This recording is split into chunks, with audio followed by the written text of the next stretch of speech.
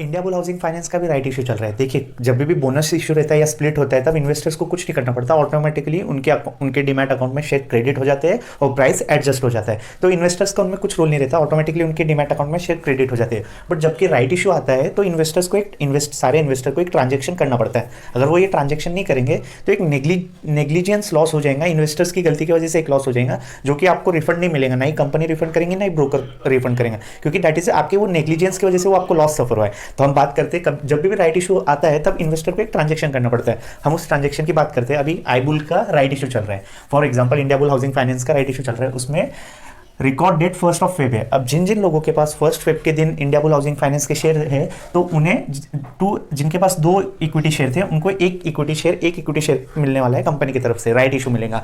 Okay, for example किसी के demat account में 100 अगर इंडिया बुल हाउसिंग फाइनेंस के शेयर थे, रिकॉर्ड डेट मींस 1 फेब को शेयर होंगे, तो उन्हें उस 100 शेयर पे 50 शेयर का अधिकार मिल गया, राइट मिल गया कि वो कंपनी से वो शेयर खरीद लेंगे। अभी क्या प्राइस पे शेयर खरीदेंगे, मार्केट प्राइस पे खरीदेंगे या थोड़ा कंपनी डिस्काउंट देंगे, तभी तो कुछ फायदा होगा इन्वेस्टर्स का, राइट, कि उन्हें राइट मिला है, कुछ अधिकार मिला है, तो थोड़ा फायदा तो होना चाहिए। तो 150 रुपीज में उन्हें वो शेयर मिलेगा। और अभी मार्केट में आई थिंक जब ये राइट इशू की डेट के बाद मार्केट प्राइस अराउंड 200-190 के पास आ गया इंडिया बुल हाउसिंग फाइनेंस का। ओके, और मार्केट थोड़ा सा नीचे गिरा भी है, तो आई थिंक 185 के पास अभी इंडिया बुल हाउसिंग फाइनेंस का प्राइस चल रहा है। बट ये क्यों हुआ, बिकॉज ऑफ राइट इशू की वजह से प्राइस एडजस्ट हो गई है, राइट। तो अभी जिन जिन लोगों के पास 1 फेब को इंडिया बुल हाउसिंग के फाइनेंस के शेयर है उन्हें क्या करना पड़ेगा, देखिए 7 और 8 फेब को आपके डीमैट अकाउंट में एक इंडिया आईबुल RE ऐसा एक टोकन क्रेडिट हुआ होगा आपके डीमैट अकाउंट में। 7 तारीख और 8 तारीख को आपके डीमैट अकाउंट में ये दिख रहा होगा। अभी जिन्हें ये कुछ इस राइट इशू के इसमें पढ़ना ही नहीं, ये झमेले में पढ़ना ही नहीं है, आप क्या करो, इसे बेच सकते थे आप। 7 और 8 तारीख लास्ट डेट थी,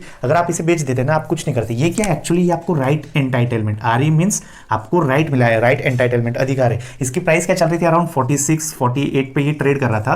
तो आप इसे अगर मार्केट में बेच देते 8 तारीख को, तो आपने आपका अधिकार बेच दिया है और आपको 48 रुपीज एक शेयर पे मिलता है। मींस आपके पास अगर आपके डीमैट अकाउंट में 100 शेयर थे तो आपको 50 राइट एंटाइटलमेंट आपके डीमैट अकाउंट में दिखते। एट द 46 रुपीज़ का वो एक चल रहा था। ओके, तो आप क्या कर सकते थे, उसे बेच सकते थे और अभी फिर आपको कुछ भी नहीं करना पड़ता, क्योंकि आपने वो राइट बेच दिया किसी को, तो आपको कुछ ट्रांजेक्शन करने की जरूरत नहीं है। बट 8 तारीख चली गई है, आज की तारीख 10 तारीख है, तो अभी लास्ट डेट क्या है, जिन्होंने भी ये बेच दिया उनका तो कुछ रोल नहीं है। बट जिन्होंने ये नहीं बेचा और 8 तारीख निकल गई, मीन्स वो क्या करने वाले, अपना राइट एक्सरसाइज करने वाले, क्योंकि उन्होंने वो राइट एंटाइटलमेंट मार्केट में बेचा नहीं, उनके डीमैट अकाउंट में 7 तारीख को आया था, 8 तारीख अगर उन्होंने बेच दिया 8 के पहले, तो नॉट एन इशू, आपने आपका अधिकार बेच दिया। जो प्रॉफिट मिला 46-48 जिस हिसाब से भी प्राइस पे बेचा, वो प्रॉफिट आपके डीमैट अकाउंट में आ गया होगा, कुछ आपको करने की जरूरत नहीं, ये ट्रांजेक्शन क्या खत्म। बट गलती से आपने बेचा नहीं, 8 तारीख निकल गई है और आपने बेचा नहीं, तो ये 8 तारीख को 3:30 से आपके डीमैट अकाउंट से गायब हो जाएगा। मींस अभी कंपनी को लग रहा है आप आपका राइट एक्सरसाइज करने वाले हो, तो अभी क्या करना पड़ेगा आपको, 9 तारीख से लेकर 13 फेब तक इसके बीच में आपको अप्लाई करना पड़ेगा। 7 से भी आप डायरेक्टली अप्लाई कर सकते थे, 7 से 13 के बीच में इशू खुला था, आप 7-8 को भी डायरेक्टली अप्लाई कर सकते थे। बट 7 और 8 तारीख को आपके पास चांस था कि आप ये आईबुल RE मींस से राइट एंटाइटलमेंट मार्केट पे बेच सकते थे। बट जैसे 8 तारीख निकल गई, आपने बेचा नहीं, अगर बेच दिया तो कोई झमेला ही नहीं, आप आउट ऑफ द ट्रांजेक्शन हो गए, प्रॉफिट आ जाएगा आपके डीमैट में, खत्म हो गया। नहीं बेचा तो 9 तारीख से 13 तारीख के बीच में भी आपको अप्लाई करना पड़ेगा, क्योंकि आपने राइट वो बेचा नहीं, आईबुल RE जो भी टोकन मिला था वो आपने बेचा नहीं, दैट मीन्स आप राइट एक्सरसाइज करने वाले होंगे। मीन्स आप अप्लाई करोगे ये राइट शेयर के लिए आप अप्लाई करने वाले रहोगे। ये आप अप्लाई कैसे करोगे, क्वेश्चन आता है।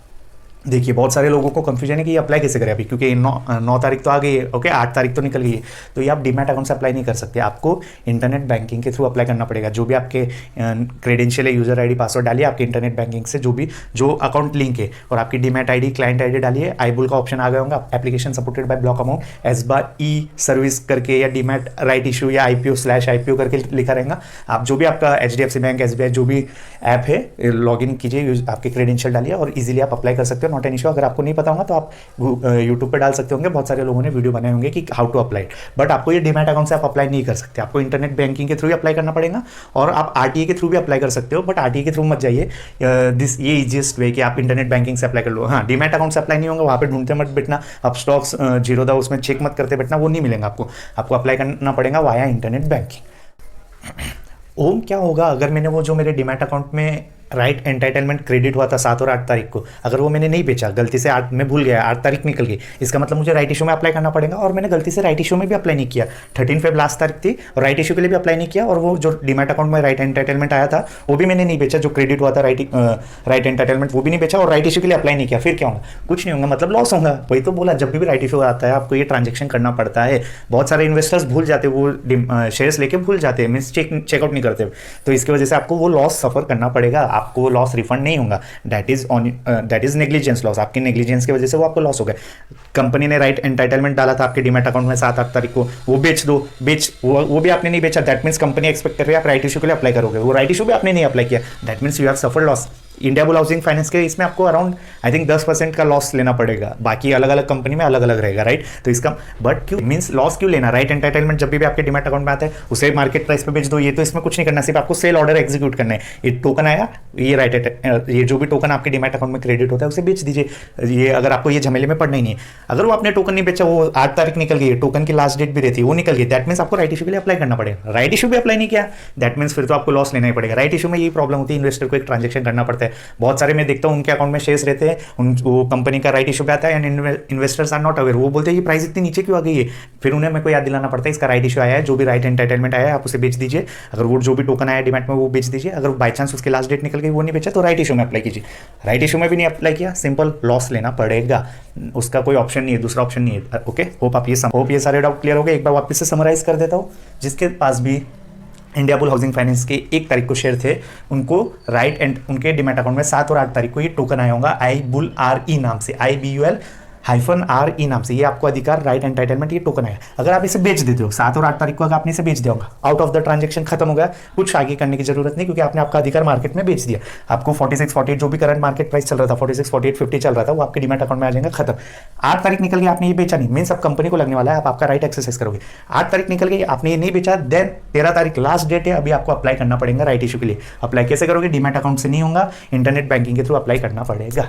कब? अगर आपने ये 8 तारीख को बेचा नहीं, ये टोकन अगर बेचा नहीं तब अप्लाई करना पड़ेगा। बेच दिया फिर कैसे? आपने आपका अधिकार बेच दिया, आप अप्लाई नहीं कर सकते। 50 रुपये उन्होंने कॉल की एप्लीकेशन मनी पे मांगा है, तो जितने भी शेयर रहेंगे, जितने भी आपके पास शेयर पड़े, ये राइट इशू की 1 तारीख को जितने भी शेयर थे उसके हिसाब से देख लीजिए, 2:1 का रेशियो है, 2 इक्विटी शेयर पर आपको 1 राइट अधिकार मिला है, 1 राइट शेयर मिलने वाला है। ओके, होप आप समझ गए होंगे कैसे अप्लाई करना है एंड ऑल दैट स्टफ।